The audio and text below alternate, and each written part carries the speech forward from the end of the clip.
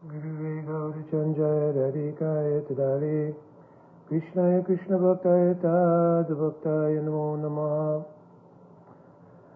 Vancha Kalpatruvescha Kripa Sindhuvevacha Patitanam Pavanebhyo Vaishnavebhyo Namo Namaha Jaya Shri Krishna Chaitanya Prabhu Nityananda Shri Advaita Gadadhara Shivasadi Gaura Bhaktavinda Hare Krishna, Krishna Krishna, Hare Hare, Hare Rama, Rama Rama, Hare Hare. My Dandavat Pranam devotees, this is a short video at the request of some very nice devotees to speak on the topic of criticism and its impact and its place, especially within the Vaishnava Mandal. So it stemmed from a post that was on Facebook, which there is always posts on Facebook. But anyway, I'm just paraphrasing here. It was basically a story regarding the unintentional but maligned criticism of a king who was attempting to serve the sadhu community, and while doing so, serving a feast, inadvertently a huge bird flew over the assembly and had in its claws a snake. The snake dropped poison, and that poison entered into some of the distributed prasad. And as a result, those sadhus who honored that prasad, they became ill. No one could really ascertain the reason why. Again, I'm paraphrasing here, so I'm not looking directly at the article. But eventually, the king was blamed, especially by one woman who was not present at the event, but simply by hearsay, had heard about the event. And when she saw some other guests approaching the king, she said, "Oh, be warned that this king is known to poison guests." So that's just the gist. That's probably not super accurate, but it's the gist of the post. And the moral was essentially not to criticize, because the later part of that story is that this lady became implicated in the criticism and was punished as a result by divine order, by karma. So the point being here is, what is the role, if any, of criticism, especially within the Vaishnava Mandal? And how does that impact the ability to, for instance, speak truth about certain things that may be happening, especially if those things are detrimentally impacting the community? And would it become then aparad to speak up on those things, or to acknowledge them, or to bring them out to the public?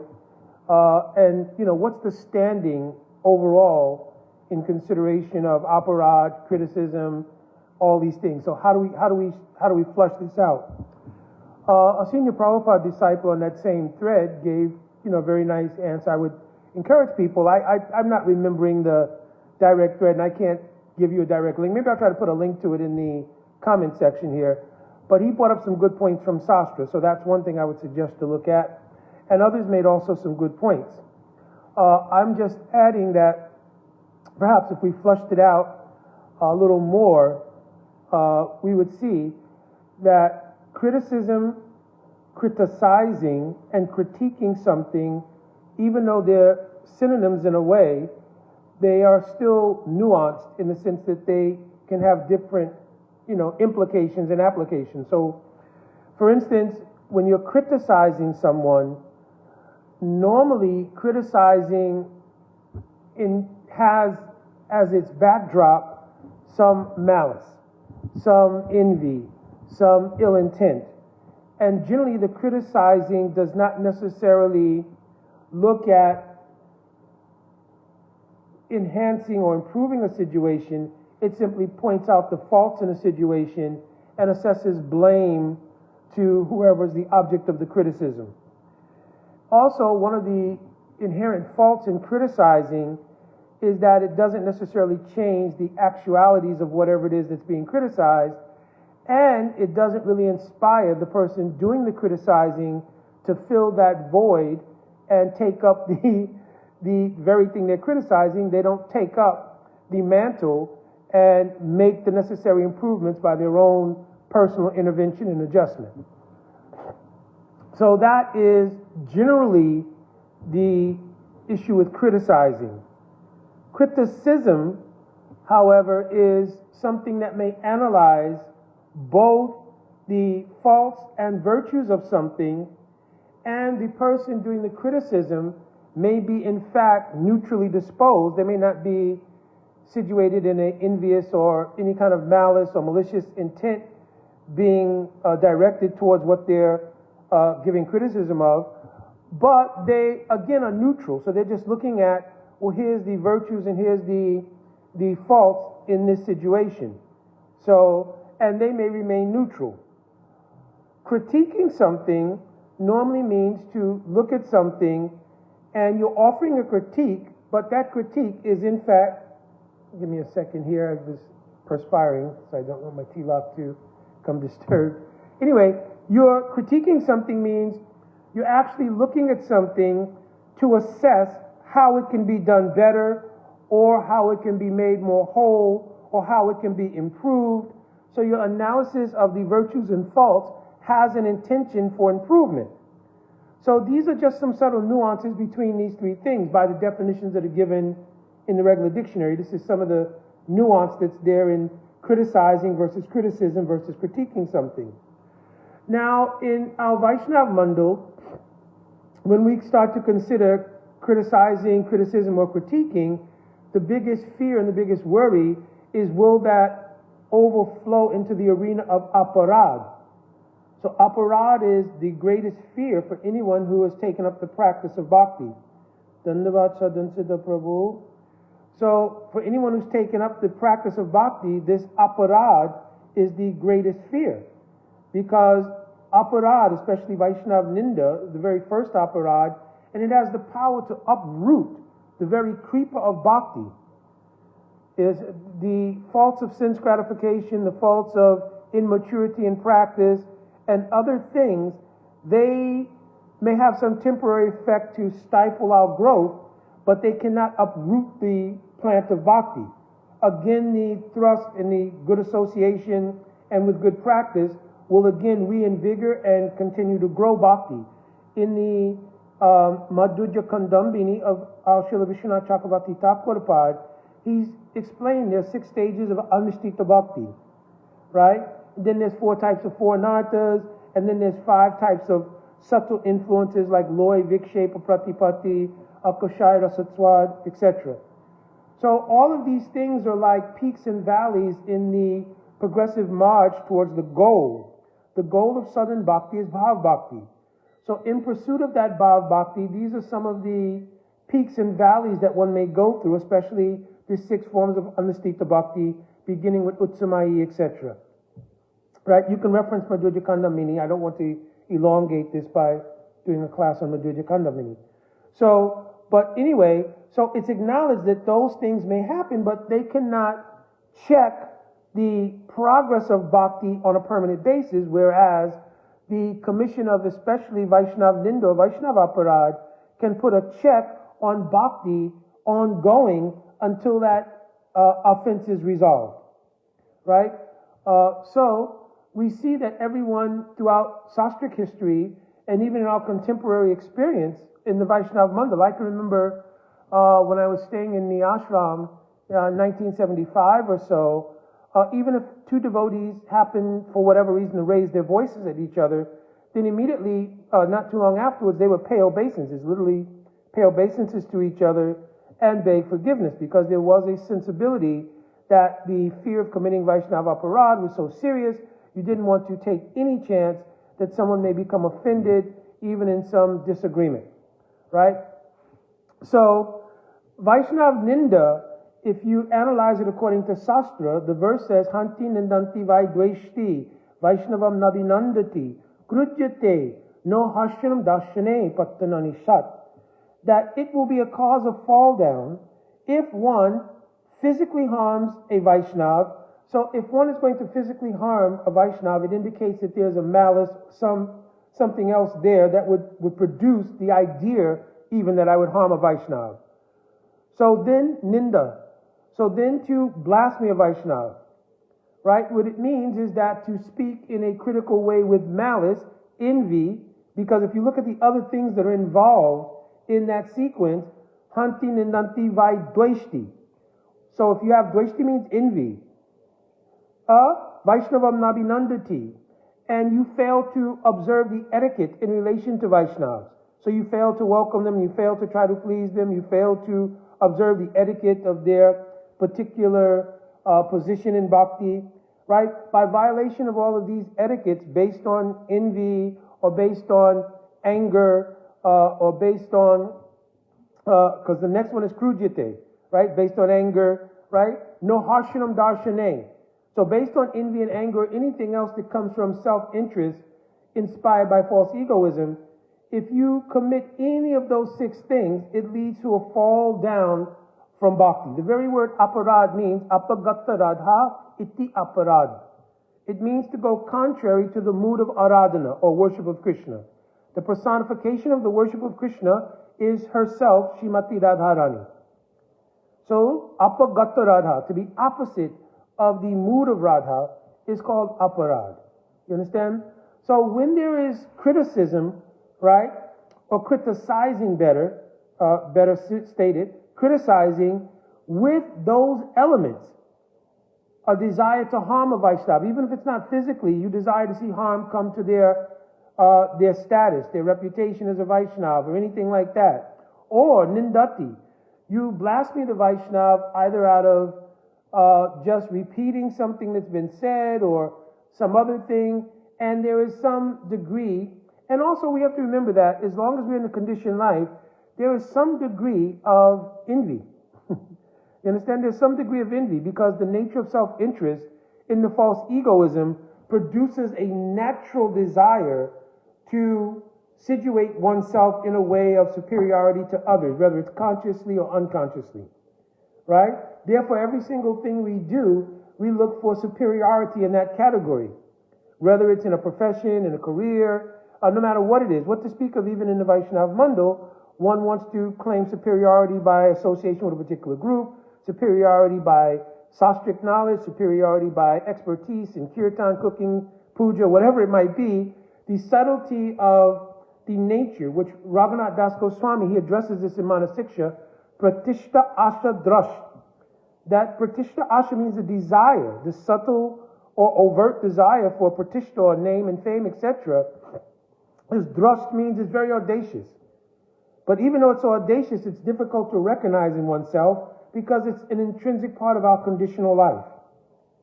So if we speak to someone based out of this self-interest and false egoism, etc., then almost inevitably, then that criticizing will be infused with Vaishnava ninda. You understand?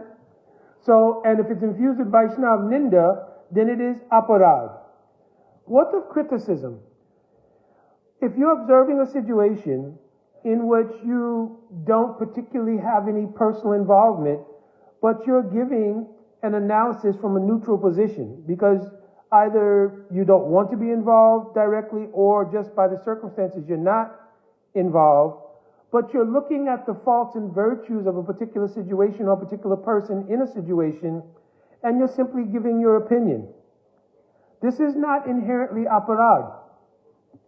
This is not inherently aparad because we're tasked in bhakti with performing saranagati, and the first 2 elements of saranagati are anukulasya sankalpa, pratikulasya vivajana, to accept what is favorable and to reject what is unfavorable. If we're to do that, we naturally have to have some sense of criticism regarding the faults and virtues of any particular situation based on the aspired goal of bhakti. So if you analyze a situation and you see that here's the faults and here's the virtues, even if you're not directly involved in that situation, you may take note of it as something that is favorable or unfavorable for your own growth in bhakti. Finally, if you are tasked due to direct involvement, a sense of responsibility for a particular situation, or because maybe faith and respect that others may have for you, you're asked to critique a particular situation or person, and you offer the faults and virtues with the spiritual intent of uplifting that situation, reconciling that situation, promoting that situation further in the process of our template of what's to be done for life, which is bhakti. If you're inspiring by your critique movement towards that goal, then that is also not only not aparad, but it is extremely anukul or favorable to bhakti overall, both for yourself, for those who are involved. So situations where we may find, and this is to directly address a particular situation, situations in which we find there is exploitation, abuse, or predatory behavior in the social fabric of the Vaishnava community, to call that out, it can either be criticism or critique, but it is certainly not criticizing. You understand? Because the intention here, unless it could be, let me backtrack here, because if you're simply pointing out something and the faults of that person, the faults of the situation, and it's based deeply in envy and dislike of the person, it can genuinely fall into criticizing. And even if that person is in the position of committing exploitive or predatory or abusive behavior, you would still be implicated in an aparad. You understand? Because of your disposition in lending any kind of criticizing to that situation, then you'd be implicated in an aparad. The situation may be genuinely true that they're exploitive, abusive, or predatory. But if you criticize with malice, envy, so forth, then you would also be implicated in aparad. But if your criticism is of the faults of the circumstance, the fault inherent in being predatory, exploitive, or abusive, right? But your neutral disposition, because maybe, especially if you're the victim of one of those things, even if you're very angry and so forth and so on, your nature in bhakti would also, to some degree, bring up a reality. One reality in bhakti about whatever happens to us is stated in the 10th canto of Srimad Bhagavatam in the prayers of Lord Brahma. Lord Brahma saying, Tate anukampam susamikshmano. Punjeva, what is this verse? Bunja eva atmakritam vipakam. So, atmakrit. It means that whatever is happening to me, I also, atmakrit, there's some role in my karmic portfolio that has also been a contributing factor. It doesn't excuse exploitation, abuse, or predatory behavior. But there's something, atmakritam, in my karmic portfolio while I'm unfolding that is meant for my purification. It doesn't dismiss the bad behavior. So one mature step in bhakti is that I can become a facilitator of criticism of that thing while recognizing that spiritual fact. Tate anukampam sushamikshmano. My ability to tolerate for myself, not for others. This is why to call out predatory behavior, abusive behavior, etc. is important. Because where we may be able to reconcile based on spiritual insight that particular situation that happened to me, right? Not excusing the bad behavior, but saying, yes, tate anukampam sushamikshmano, for me.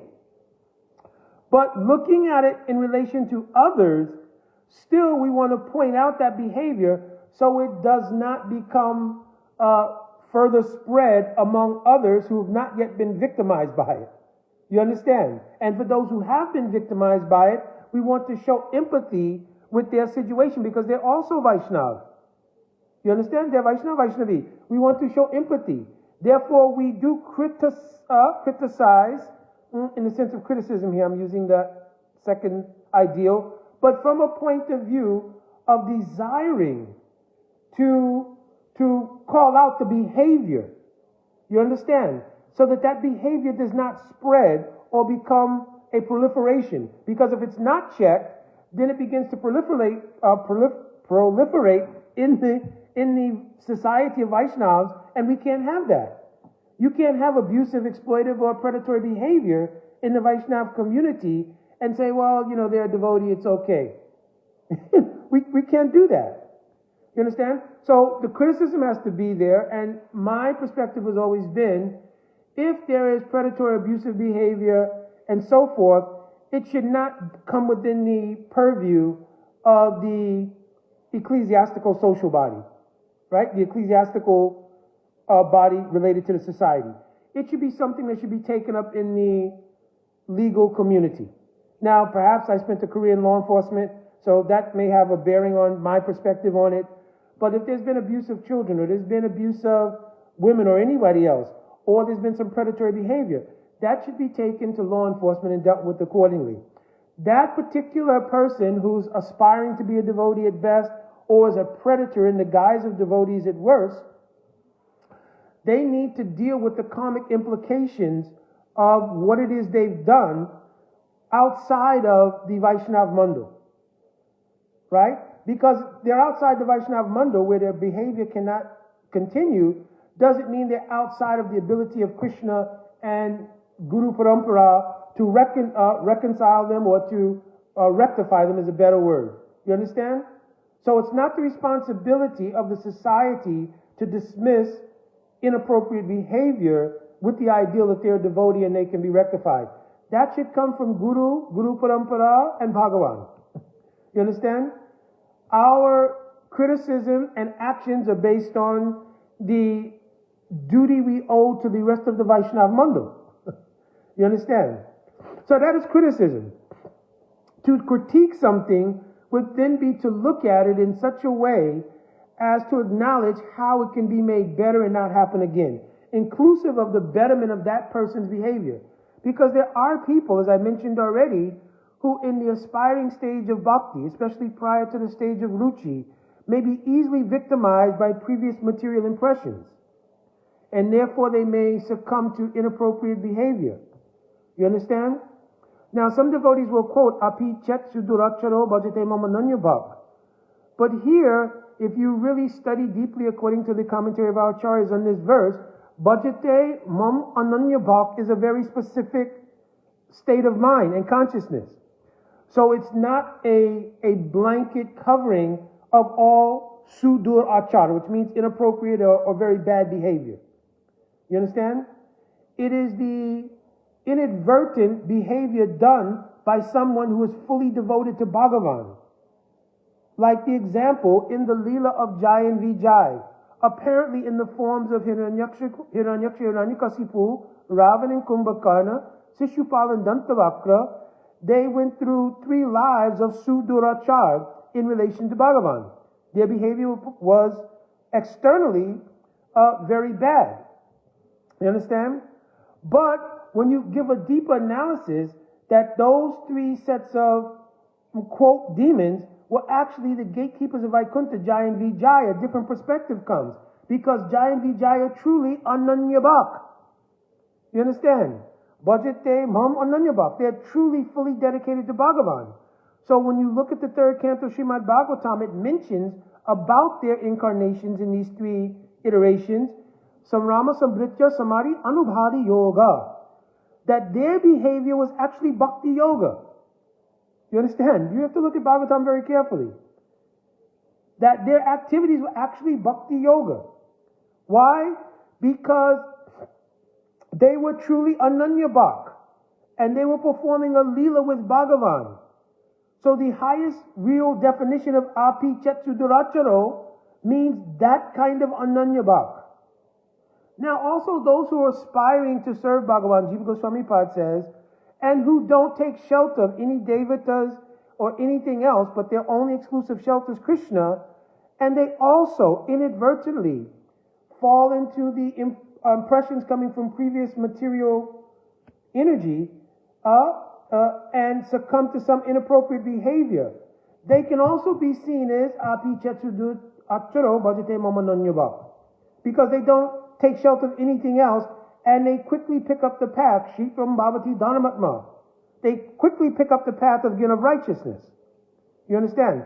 But if somebody has a history of abusive, predatory, or abusive, I already said, predatory or exploitive behavior, that has to be called out and it has to be removed from the Vaishnava Mandu until that person can be rectified. Now, we don't say that a person is eternally condemned. We don't have any theological basis that a person is eternally condemned for being victimized by some material impressions. We don't also accept that. But we, in a critiquing fashion, analyze that this behavior is not healthy to the mission. Let's say, for instance, of our Srila Prabhupada, my Guru Padma, or any particular Sangha. This behavior is not in service to Guru, to Krishna, etc., and is harmful to Vaishnavas. So if there's a behavior that's harmful to Vaishnavas, then we take up the mantle, like Hanuman took up the mantle against Ravan. You understand? So we take up the mantle to defend what is proper to protect Vaishnavas. You understand? So my original point on this was this kind of criticism or critique, not criticizing, but criticism or critique done by victims or potential victims, right, analyzing a situation of this kind of behavior is not Vaishnava aparad. And in fact, I've been, again, my own posture is that fully, if that kind of behavior is observed, I'm not talking about a person who has their own personal struggles that remains within their own person. In other words, a person, they're having difficulties and therefore they have some attraction to lust, or they have some attraction to drinking, or some attraction to smoking, or some other thing. This is some personal struggle in their aspiring stage to come to a higher platform of bhakti. That person, criticism can be offered. In other words, from a neutral position, we can analyze, oh, that person needs help, this would be helpful to them, etc. But to criticize them and point out the fault, especially if there's any malice, envy, and those things, then again, that fault will come to you and you may be implicated in aparad. Because aparads are also graded by the nature of the position of that Vaishnav, or Vaishnavi, right? So, but if you're critiquing or offering criticism, especially if it's critique and they have faith in you, this is the highest class of help for that person. To critique the fault of whatever it is that's plaguing them and to offer harikatha, guidance, and so forth, which is the virtue they have that they're willing to hear that and try to amend, right? That kind of critique is actually a Vaishnav dealing. One of the meanings of Tadati Pratagrinati, Guyam Akyati Prachati. Guyam Akyati Prachati means inquiring and receiving knowledge about confidential things. So how a person is advancing in bhakti, right, and revealing their struggle, that is a confidential inquiry. Of course, that should be done with Diksha or Shiksha Guru primarily. Because Diksha and Shiksha Guru, their hearts are filled with love, right, for the disciple. You understand? Therefore, Guru's motive will carry so much more potency and efficacy in helping to rectify that situation. A person who doesn't have that relationship, if they're very mature, and even though they may not be directly like Shiksha Guru, but they're in the category of Diksha or Shiksha Guru, they can also be very helpful. But if a person is not really in that position, then even if they're trying their best to be neutral, some sense from their own conditioned life will come in, I'm better situated than that person. I'm better because I don't have that fault. And that will become a problem of pratishta ashta drasht. You understand? So very important to realize where my jurisdiction is. I may not have the jurisdiction to be able to genuinely help somebody. I may, for my own analysis, offer criticism. What are the faults and virtues in this particular situation? Therefore, I should accept what is anukul, favorable, and reject what is pratikul about that situation. You understand? Just like sometimes you'll see a person who may have some fault, not a fault that spreads out into exploitation, abuse, or predatory behavior towards others, but is just within themselves. They have a struggle. So we can analyze, well, you know, that person is really struggling with this particular material impression and this particular bad habit or whatever, but I see they're still chanting. They're still trying to serve. So we can analyze, yes, this is a great thing that that person is trying to continue to serve. Giving that well-wishing will be a very instrumental thing in helping that person to move forward. I remember one time I was together with some other senior devotees, and we were having this discussion, and one devotee, they were having a problem with, alcohol or, substance abuse. And one of my senior guy brothers mentioned, listen, in the long run, even if you put the bottle in one hand, don't take the bead bag out of the other hand. And I thought about it, I thought, yeah, this is a really deep statement, because he's saying that it's a recognition that we're all coming from anadi kal, means time without beginning, material impressions. And in what life we began the impressions in bhakti we cannot trace out, but still we can judge from where we are that we may be still having a deep or lesser severe struggle with those material impressions.